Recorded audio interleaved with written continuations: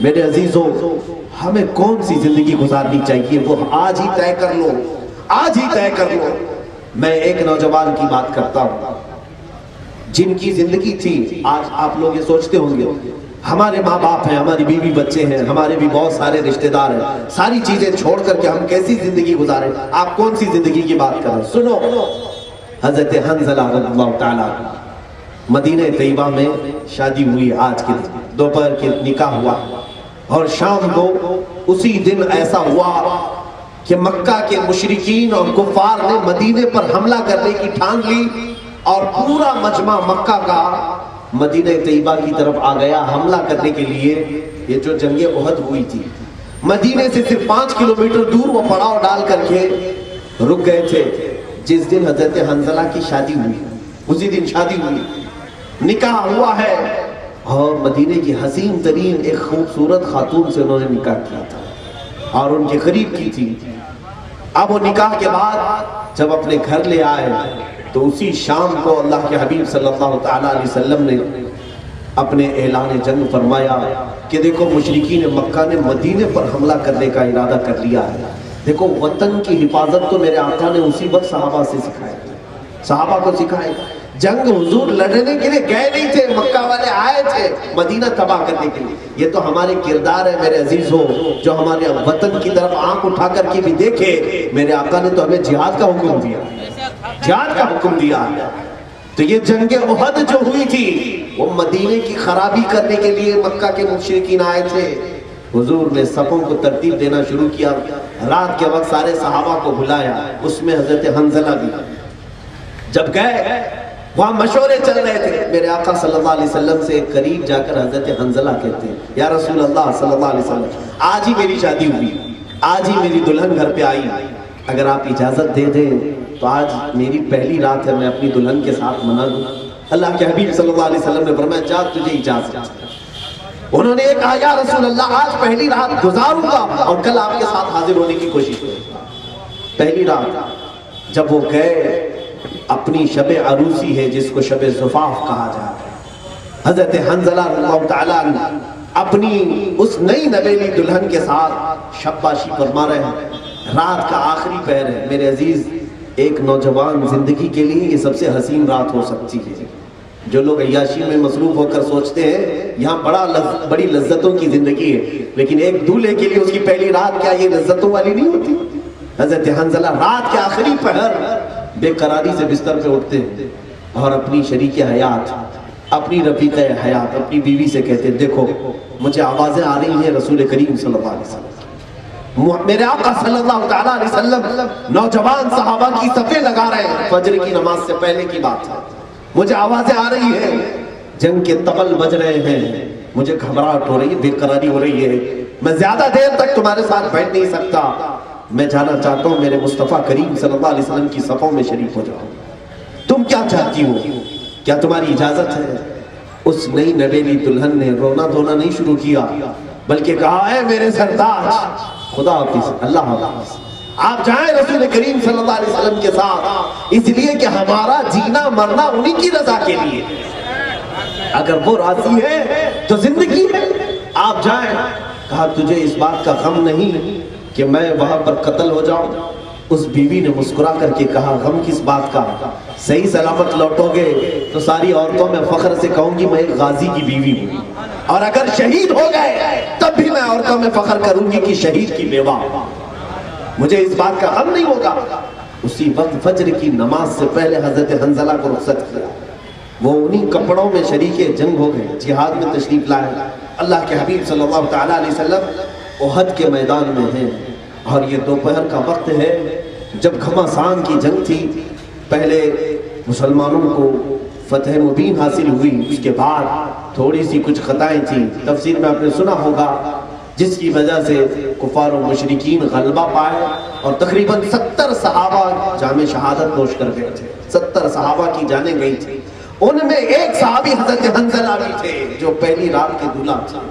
اسی دن ان کے جسم پر اتنی تیریں آئی، اتنے تیر لگے کہ وہ اٹھ نہ سکے، ان تیروں کے ساتھ وہ میدان جنگ میں لوٹ پوٹ ہوتے رہے، یہاں تک کہ جب شام کا وقت ہوا لاشیں جمع کی جا رہی تھیں، لاشیں جمع کی جا رہی تھیں، سب کی لاشیں آئی.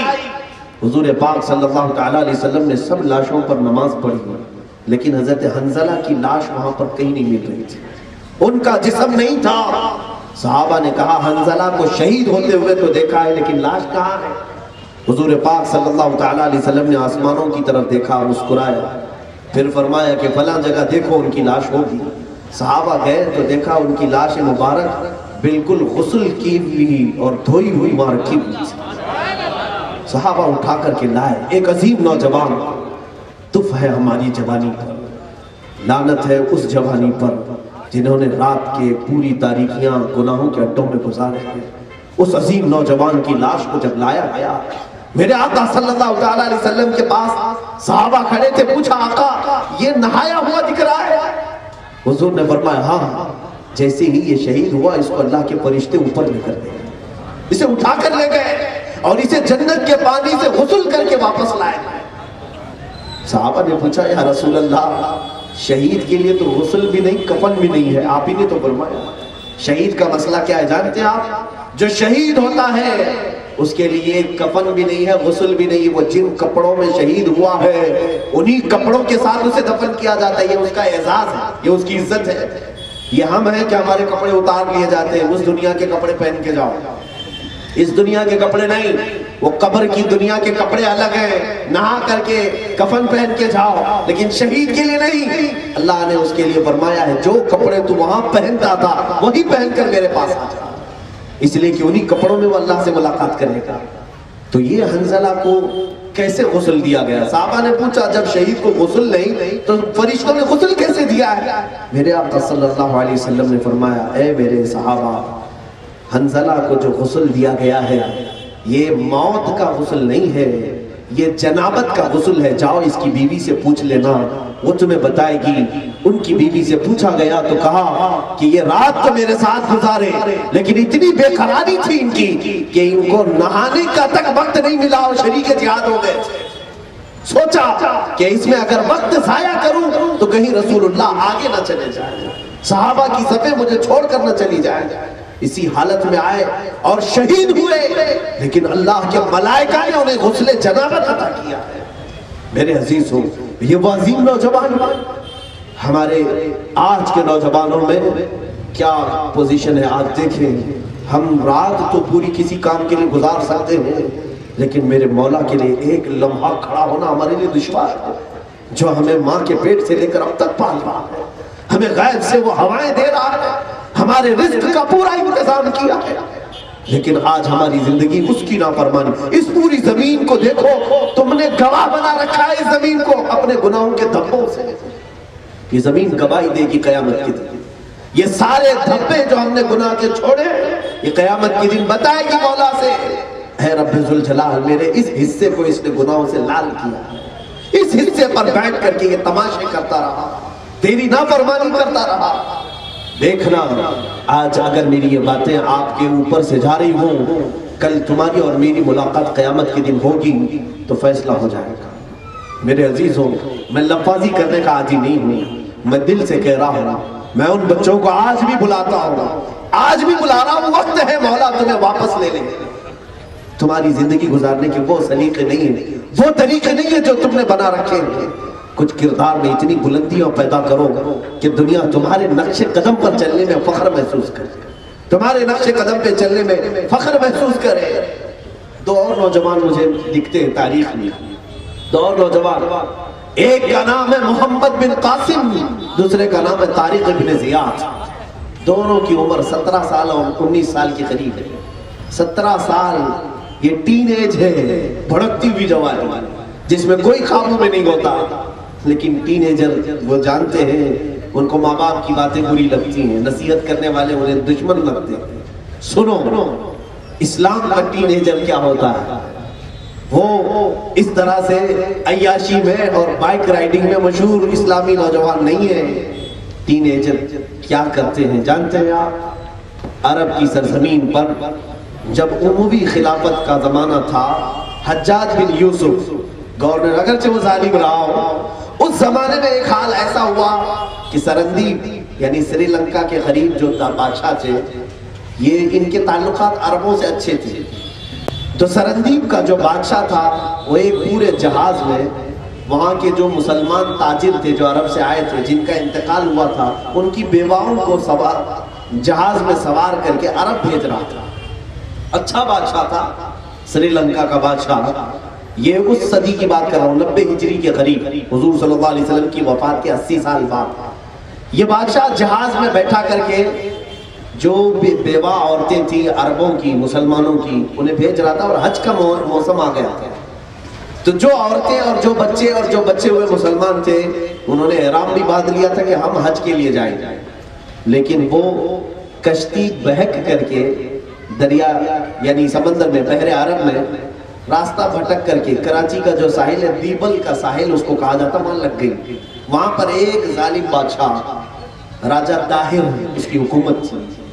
یہ اس وقت کی بات کر رہا ہوں میں جب ہند پورا اکھنڈ بھارت جس کو کہتے ہیں پاکستان کوئی الگ ملک نہیں تھا ہندوستان میں تھا. تو اس وقت ہند کا بادشاہ راجہ طاہر ایک بڑا ظالم تھا. اس کے کچھ گنڈوں نے اس پوری جہاز پر قبضہ کیا اور جتنی عورتیں تھیں ان کو سب قبضہ کر کے اپنے حوالے کر لیا اور ان کی عزتیں لوٹنا شروع کر دیا. جو عورتیں ان کے ہاتھ میں آئی تو کچھ نوجوان اس میں سے جو بچ گئے اپنی جان بچائے یا جو عرب جو بچے ہوئے تھے جو مسافر وہ اپنی جان بچا کر عرب پہنچ گئے. اب سنو اس وقت غالباً یہ بغداد کی بات ہے. تو بغداد میں یہ پہنچے کچھ تاجر جو لٹے ہوئے تھے انہوں نے اپنا قصہ سنایا کہ ہم سری لنکا سے چلے تھے لیکن راجہ طاہر کے غنڈوں نے ہمیں پکڑا ہماری عورتوں کو قید کر لیا ہے اور ان کے ساتھ ظلم و ستم کی ایک بڑی کہانی شروع ہو چکی ہے. یہ جب وہ بیان کر رہے تھے جو لٹے ہوئے تاجر اس وقت حجاج بن یوسف کے پاس 19 سال کا نوجوان محمد بن قاسم کھڑا تھا. اس نے پوچھا کہ کیا ہوا تم نے کیا کہا پھر سے سناؤ. تو وہ تاجروں نے لٹے ہوئے تاجروں نے کہا وہاں پھنسی ہوئی عورتیں جن کی عزت اور عصمت لوٹی جا رہی تھی وہ پکار رہی تھی کہاں ہے وہ اسلام کے عظیم نوجوان جو ہماری عزتوں کی حفاظت کرتے تھے. رسول کریم صلی اللہ تعالیٰ علیہ وسلم کی طرف ان کی آس لگی ہوئی تھی کہ وہ نوجوان کہاں ہے جو عورتوں کی حفاظت کرتے تھے. تو وہ تاجر جیسے یہ واقعہ بیان کر رہا تھا محمد بن قاسم کو جلال آیا بغداد 19 سال کا جوان جلال میں کہتا ہے لبیک یا اختی اے میری بہن میں حاضر ہو رہا ہوں میں آ رہا ہوں تیری حفاظت کے لیے.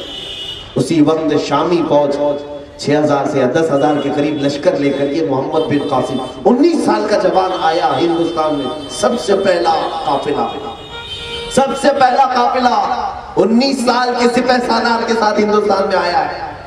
جب وہ سندھ کے علاقے میں آیا تو راجہ طاہر سے پہلے ریکویسٹ کیا گیا کہ ان غریبوں کو چھوڑ دو آزاد کر دو ان کے ساتھ ظلم نہ کرو ان کی عزتیں نہ لوٹو. لیکن راجہ طاہر کو اپنی فوج پر اپنی طاقت پر بڑا غرور تھا اور یہ 6000 سے 10,000 کا لشکر راجہ طاہر کے تقریباً 80,000 کے لشکر سے مقابلہ کرنے کے لیے تیار کھڑا تھا. 80,000 کے لشکر سے تیار کھڑا تھا. کہا ہم اپنی جانیں دے دیں گے لیکن اپنی بہنوں کو تم سے چھڑا کر رہیں گے. ہم کسی خاتون کی عزت لٹنے نہیں دیں گے. اللہ رب العزت نے وہ فتح مبین عطا کی کہ یہ ساری فوج قبضے میں آئی. راجہ طاہر بھی قیدی بنا اور پھر قید میں ہی وہ مر بھی گیا اور سندھ کے علاقے میں سب سے پہلے اسلام کا پرچم لہرانے والا 19 سال کا جوان محمد بن قاسم تھا.